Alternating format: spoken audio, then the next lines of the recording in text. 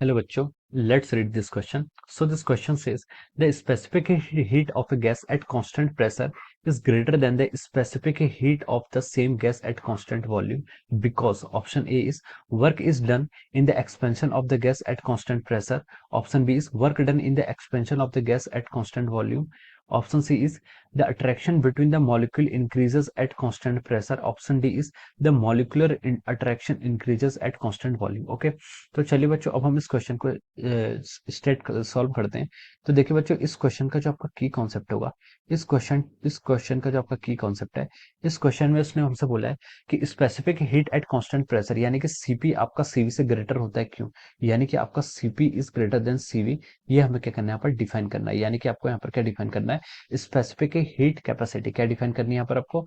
The key concept of this question is our specific heat capacity. ठीक है, specific heat capacity. ठीक है, specific heat capacity हमें यहाँ पर डिफाइन करनी है। तो देखिए बच्चों, स्पेसिफिक हीट कैपेसिटी होता क्या है?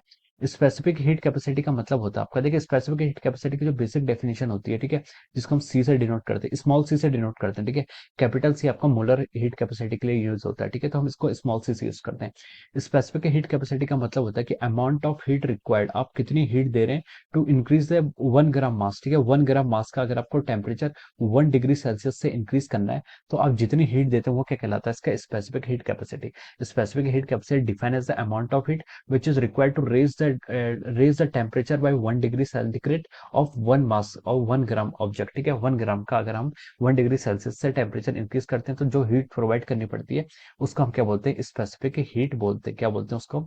Specific heat capacity. ठीक है, ये आपकी किसकी डेफिनेशन है? This is the definition of our specific heat capacity. Okay, अब देखिए, अब हमसे बोला है कि सीपी और सीवी में क्या ग्रेटर होता है। देखिए, जो आपका कांस्टेंट प्रेशर, जब आप देखिए हीट अप्लाइड, जब देखिए अब हम पहले बात करते हैं एट कांस्टेंट वॉल्यूम। ठीक है, कांस्टेंट वॉल्यूम में देखते हैं।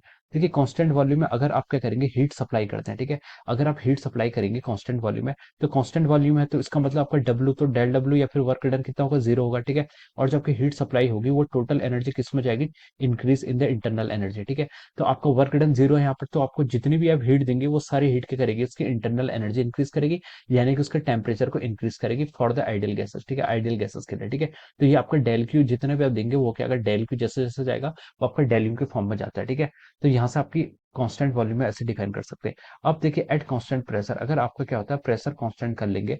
अगर देखिए आपका प्रेशर कांस्टेंट होता है तो देखिए आप जितनी हीट देंगे डेल क्यू, ये आपके किस किस फॉर्म में जाएगी, कुछ तो आपके इंटरनल एनर्जी इंक्रीज करने में जाएगी और कुछ फॉर्म में किस जाएगी आपकी, कुछ आपका work done by the system. ठीक है, जितनी आप हीट देंगे, कुछ हीट का तो क्या करेगा, वो वर्क डन करेगा, और कुछ हीट का उससे जो पार्ट बचेगा उससे उसकी इंटरनल एनर्जी इंक्रीज होगी।